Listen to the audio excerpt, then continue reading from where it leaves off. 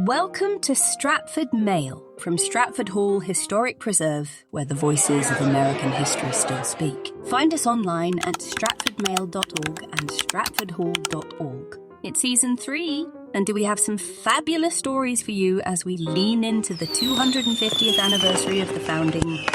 Your job is to share Stratford Mail with everyone you know, and even folks you don't. Here now is our Vice President of Research and Collections, Dr. Gordon Blaine Steffi. Stratford Mail returns just in time for Women's History Month with a misdelivered letter from one Patriot foremother to another. Alice Lee of Stratford buried her mother Hannah in January 1750, her father Thomas in November. She'd just turned 14 in June and was living at Stratford with her 16-year-old brother Francis Lightfoot Lee and her preteen brothers William and Arthur. Sister Hannah Corbin was married and living at Peckatone Plantation some 20 miles distant, and brothers Philip, Thomas, and Richard Henry were studying abroad.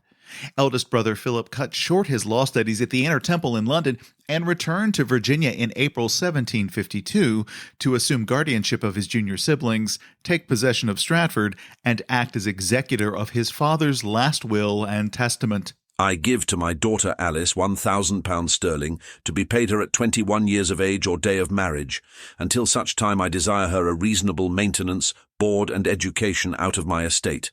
Philip's handling of his father's will was messy and a source of resentment and deep division in the Lee family. In March 1754, Alice and brothers Francis, William, and Arthur successfully petitioned the court to transfer their guardianship from Philip to their cousin Henry Lee II. That same March, Alice joined her brothers, now including Richard Henry, in filing a lawsuit against Philip, demanding that he show cause for the still unsettled state of their father's legacies.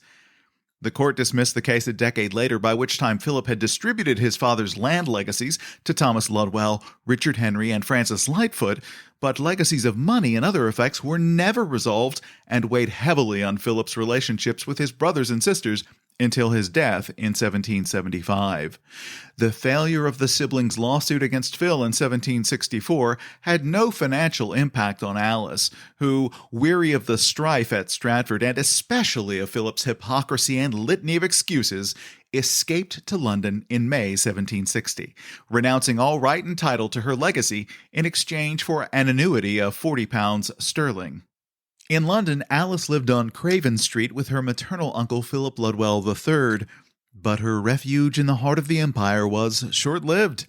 In the capital, Alice met Billy, that's William Shippen Jr., who studied medicine alongside her brother Arthur Lee in Edinburgh, and whose social rounds in London overlapped with her own.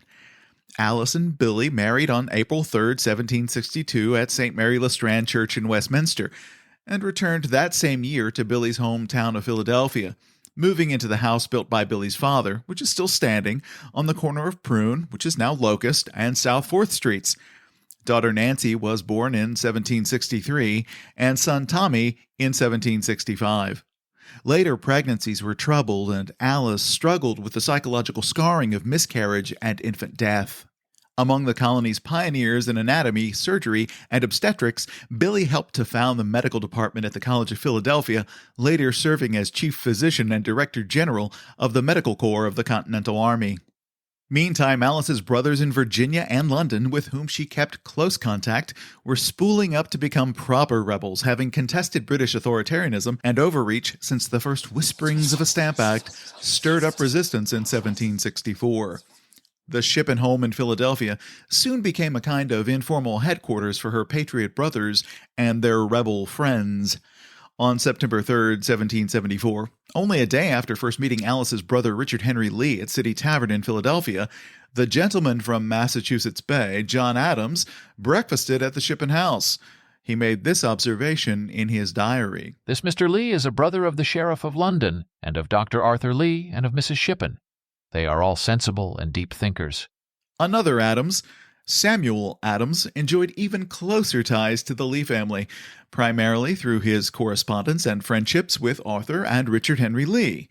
While in Philadelphia, Sam was a regular visitor to Shippen House, but by June of 1781, Sam left Congress to preside over the Massachusetts Senate. Alice Shippen seized the opportunity to open a correspondence with Sam's wife, Elizabeth Wells Adams, on June 17, 1781. I have long promised myself the honour of a correspondence with you, madam, and now I cannot in person inquire of your health and welfare from Mr. Adams, your good spouse. I can no longer deny myself the satisfaction of doing so in this way. And if I can be of the least service to you here, either by communicating or otherwise, you cannot oblige me more than by commanding me. My brother Arthur Lee is with us, and with Mr. Shippen desires to be remembered in the most respectful manner to yourself and Mr. Adams, on whose safe arrival at Boston I congratulate you, madam. And it gives me great pleasure to hear that the people have virtue and discernment enough still to respect and love him. May they long continue to do so, and may he live long, very long, to serve them and enjoy their gratitude. Alice implies that not everyone is so virtuous and discerning as to value public servants. She has in mind the acrimony and contention then fixed on her dear brother Arthur, and its roots in the infighting that plagued the American Commission to the court of France. The Commission's role was to secure a commercial and military alliance with the government of Louis XVI. The Continental Congress appointed to the Commission veteran statesman Benjamin Franklin, Silas Deane of Connecticut, and Dr. Arthur Lee. The Commission pulled off the alliance in February 1778, but in Paris, Arthur uncovered large-scale war profiteering by Silas Deane and his cronies, and espionage by the Commission's trusted secretary, Dr. Edward Bancroft. And Arthur blew the whistle. But no matter the evidence Arthur presented to Senior Commissioner Benjamin Franklin, the philosopher's celebrity stood by Deane and Bancroft and rebuked Arthur for petulance, jealousy, and even insanity. Franklin couldn't be bothered, and Arthur was principled and relentless. The center could not hold. When Silas Deane was recalled by the Continental Congress in March 1778 and failed to provide an adequate accounting of his activities, especially his use of public funds, Deane took to the papers to discredit the Lees, especially Arthur, with nothing more than insinuation, innuendo, and barefaced fiction. Despite Arthur's vindication before Congress in July 1779, his reputation, a precious and fragile property in the 18th century, had taken a tarnish from the distortions circulated by Deane and his cronies. The conflict between Arthur Lee and Silas Deane was a microcosm of larger-scaled conflicts between the Lee-Adams alliance in Congress and their antagonists. These conflicts are the backdrop to the second half of Alice's letter to Elizabeth Wells Adams. The British are making sad havoc in Virginia. They have taken 6 members of their assembly. I am much distressed lest a brother I have in that body should be one of their number. I am sure none of my brothers will find any mercy with them. A French fleet in Virginia now might do everything we wish, but I despair of such assistance while a certain person is our minister. He has sent his resignation to Congress. This is probably no more than a state trick to fix him more firm in the saddle. He says, perhaps he is too old, but he does not perceive anything like it himself, and then gives a strong proof of it by recommending his grandson as the person who will, in a year or 2, be most fit for our plenipotentiary. From this recommendation, one or the other of these 2 things is clear. Either Mr. Franklin's faculties are impaired, or he thinks ours are. This same gentleman is now blackening the character of Mr. John Adams to Congress more than he did Mr. Lee's, and he has got the French minister to join him. I fear I shall quite tire you. I will only beg leave to add that I am with the highest esteem your very humble servant, Alice Shippen. Alice, concerned for her brothers, especially Richard Henry Lee, who was then representing Westmoreland County in the Virginia House, gives way to rancor directed at Benjamin Franklin. Alice exhibits knowledge here of Franklin's spring 1781 letter to the congressional president, Samuel Huntington, in which he proposes his retirement from public service. I do not know that my mental faculties are impaired. Perhaps I shall be the last to discover that. But I am sensible of great diminution in my activity, a quality I think particularly necessary in your minister for this court. I have been engaged in public affairs and enjoyed public confidence in some shape or other during the long term of 50 years, an honor sufficient to satisfy any reasonable ambition. And I have no other left but that of repose, which I hope the Congress will grant me, by sending some person to supply my place. By 1781, Benjamin Franklin had crowded out other diplomatic appointees and reigned in Paris as the lone minister plenipotentiary of Congress to the French court. In his resignation letter, which Congress declined, the old veteran recommended his grandson, Temple Franklin, as a very able foreign minister for the Congress in the near future. Alice was also attuned to the tensions between Poor Richard and John Adams overseas. These tensions of 1781 took wing in the spring of 1778. The ink on the American treaty with France was scarcely dry. Silas Deane was defrocked, and John Adams was dispatched to Paris to replace him. Adams arrived on April 9, 1778, ready to work alongside Franklin and Lee to steward the relationship with France so as to optimize American goals.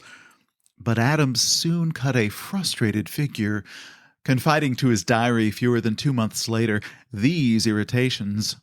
The life of Dr. Franklin was a scene of continual dissipation. I could never obtain the favor of his company in a morning before breakfast, which would have been the most convenient time.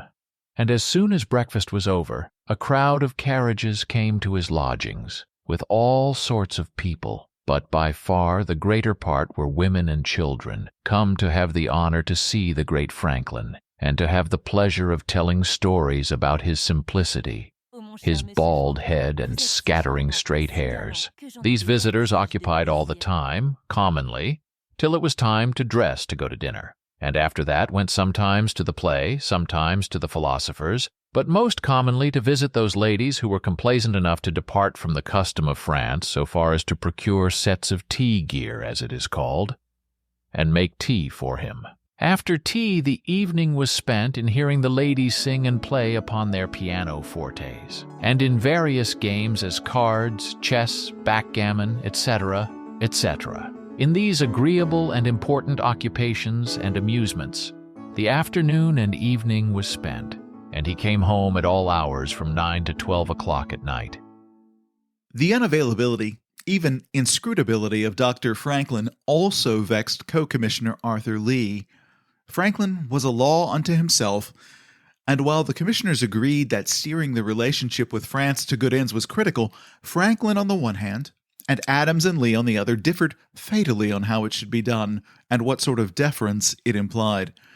I say differed fatally because by mid-September 1778, Congress resolved that Dr. Franklin alone would serve as minister plenipotentiary to France, terminating the appointments of Adams and Lee to the French court. While Arthur was posted to Spain, Adams returned briefly to Massachusetts, where he drafted its state constitution. In 1780, he was reposted to Europe as the commissioner solely charged to negotiate commercial and peace treaties with Great Britain. He stopped first in Paris, Franklin's fiefdom, where he engaged in a series of combative exchanges on, among other things, the inadequacies of French naval strategy with French foreign minister, Monsieur le Comte de Vergennes.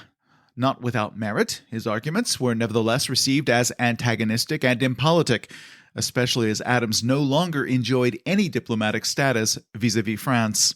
De Vergennes complained to Franklin, who, on August 9, 1780, sent this letter to Congressional President Huntington. Mr. Adams has given offense to the court here by some sentiments and expressions contained in several of his letters. Franklin also explained what he took to be the point of contention between himself and Adams. He seems to have endeavored supplying what he may suppose my negotiations defective in. He thinks, as he tells me himself, that America has been too free in expressions of gratitude to France, for that she is more obliged to us than we to her, and that we should show spirit in our applications. I apprehend that he mistakes his ground, and that this court is to be treated with decency and delicacy. I think an expression of gratitude is not only our duty, but our interest. Mr. Adams, on the other hand, who at the same time means our welfare and interest as much as I, seems to think a little apparent stoutness and greater air of independence and boldness in our demands will procure us more ample assistance. The displeasure of the French and the mission briefs from Franklin emboldened the opponents of Adams in Congress to use the occasion to reduce Adams' influence by surrounding him with additional commissioners on the embassy to Great Britain, among them Benjamin Franklin. Franklin's mission briefs on Adams' relations with our French allies were what Alice took to be blackening the character of Mr. John Adams to Congress. It was a bit of political intelligence from the American capital, pertaining to someone she knew, that seasoned the opening entry in a correspondence with Elizabeth Wells Adams. Alice addressed the letter to Mrs. Adams and posted it to Massachusetts, where it landed in the hands of Mrs. Adams, but not the Mrs. Adams whom Alice intended. The Mrs. Adams who received the letter explained the error to a friend. A letter of Mrs. Shippen addressed to Mrs. A., but without any Christian name or place of abode, was put into my hands supposed for me. I opened and read it half through before I discovered the mistake. Yes, the intended recipient was Sam's wife Elizabeth in Boston, but the actual recipient was Abigail Adams, wife of the blackened John Adams in Braintree. And Abigail answered Alice. Your favor was put into my hands last evening, and though not really intended for me, I cannot but consider it as a fortunate mistake on two accounts. Not only as it explained to me the machinations of a man grown old in the practice of deception and calumny, but as it gives me an opportunity of an epistolary acquaintance with a lady, whom a dear absent friend long ago taught me to respect. Abigail was irate, and reckoned that Alice could well empathize with her anger, given that her much-injured brother Arthur had likewise been tarnished with unjust aspersions. Abigail's venom for Franklin was outstripped only by her vindication of her absent friend and husband, John. As I am wholly ignorant of the nature of the charges which this finished character has exhibited to Congress against my absent friend, I can only say that those who have no private interest to serve, no friends to advance, no grandson to plenipotentiarize, no views incompatible with the welfare of their country, will judge, I hope, more favorably of a gentleman whose heart and mind are truly republican. Discussing the contents of the misdelivered letter with her friend and Massachusetts delegate to the Continental Congress, James Lovell, Abigail writes, It comes not unexpected upon me, I assure you. He who had unjustly traduced the character of one man would not hesitate to attack everyone who should obstruct his views, and no man, however honest his views and intentions, will be safe whilst this gentleman holds his office. In the poetic apogee of her outrage, and quoting Iago from Shakespeare's Othello, Act 3, Scene 3, Abigail concludes her letter to Lovell. When he is wounded, I bleed. I give up my domestic pleasure and resign the prospect I once had of an independent fortune, and such he could have made in the way of his business. Nor should I grudge the sacrifice, only let not the slanderous arrow, the calumniating stabs of malice rend in pieces an honest character, which is all his ambition. Who steals my purse steals trash 'twas mine, 'tis his and has been slave to thousands, but he who filches from me my good name takes that which not enriches him, and makes me poor indeed. The costs of public service for honest men, not the Silas Deans, but the John Adams and Arthur Lees, was steep, especially if the sacrifice of private fortunes in the service of country brought with it reputational hit jobs. Alice and Abigail continued to correspond, their affinity animated by their love for, and reasoned esteem for the patriotic efforts of their maligned loved ones, and by a shared antipathy toward the man Abigail dubbed the Enchanter, Benjamin Franklin. Their correspondence expressed the political attunement and literacy of elite women, and further cemented the Lee-Adams alliance. In August, Alice replied to Abigail, I rejoice at any circumstance that begins a correspondence with a lady whose acquaintance I have long wished for. But am sorry the contents of my letter must have given you pain. I can truly sympathize with you, madam. I have learnt to mourn for injured worth and merit. Your case indeed is not singular. My amiable brothers are, as you observe, fellow sufferers. They have sacrificed every other prospect for the sole one of serving their country, and how are they rewarded? I will not trouble you with details, or I could a tale unfold. And Alice pulled no punches on Franklin. It is a little surprising, is it not, that Congress should have joined Dr. Franklin in commission with your friend after what has passed. Can harmony be expected by joining a man's calumniator with him? It is certainly putting your friend in a disagreeable situation. 'Tis most probable if an advantageous peace should be negotiated, Dr. Franklin will take the credit. In 1790, John Adams famously complained to Benjamin Rush that an American mythos was already taking shape, with Franklin and Washington as the dynamic duo responsible for independence and the architecture of a new nation. James Lovell reassured Abigail that policy differences and revised strategy rather than ill will were at the root of the troubles in 1781, though Lovell's view is somewhat rosier than the facts support. Franklin and Adams were ill-wed in the diplomatic service, though it was finally the strange brew of Franklin's studied dispassion and Adams' devil-may-care candor that secured the most advantageous terms in peace negotiations with Britain and American allies.